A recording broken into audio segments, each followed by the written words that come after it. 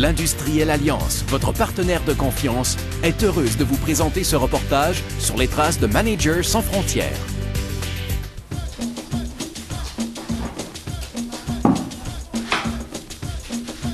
Comme vous voyez, je suis une transformatrice qui n'a pas encore de machine. Je travaille dans des conditions difficiles. Mais comme j'ai l'habitude de le dire, il ne faut pas attendre qu'on vienne t'aider. Il faut mettre la main dans la pâte en attendant qu'on t'y trouve. C'est une question de principe chez moi. Ces principes, Amissa Ondao les partage avec la cinquantaine de Sénégalaises du Forum économique des femmes entrepreneurs de Kaolack, dont elle est la présidente. Couturières, teinturières ou transformatrices de céréales, ces dames travaillent à la maison ainsi qu'à l'extérieur. Et ce, malgré un taux d'analphabétisme élevé et une absence de formation. C'est des femmes qui ont beaucoup de volonté. En général, la particularité chez la femme, c'est qu'elle a une volonté.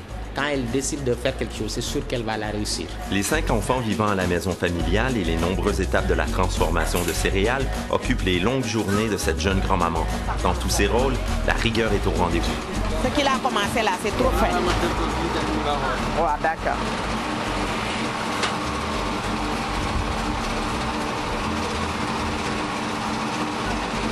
Il faut qu'il change le tamis. Le tamis qu'il a mis, c'est trop petit pour la brisure de maïs. Moi, je veux de grandes graines. Volonté et conviction sont les principaux outils d'Annie et de son association afin d'améliorer les conditions de vie de la femme africaine. Quels sont les défis que les femmes sénégalaises et africaines ont à relever? C'est la lutte contre les mariages forcés, les grossesses précoces.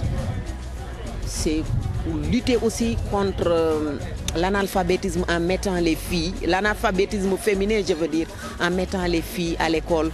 L'autonomie financière de la femme se situe au cœur de la solution, selon Ami.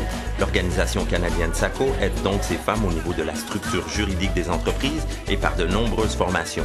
Une femme qui dépend financièrement de son mari est, comme je pourrais dire, entre guillemets, prisonnière. Parce que quand on n'a pas une indépendance financière, on dépend de son mari pour tout. Ce mari-là, ça lui permet de te garder chez lui tout le temps. Et si tu as ton travail, petit qu'il soit, ça te permet de t'épanouir, de bouger, d'être indépendant, d'être indépendante et de pouvoir même formuler tes idées. Le soir venu, la petite Adama réalise son rêve, celui de suivre les traces de sa grand-mère.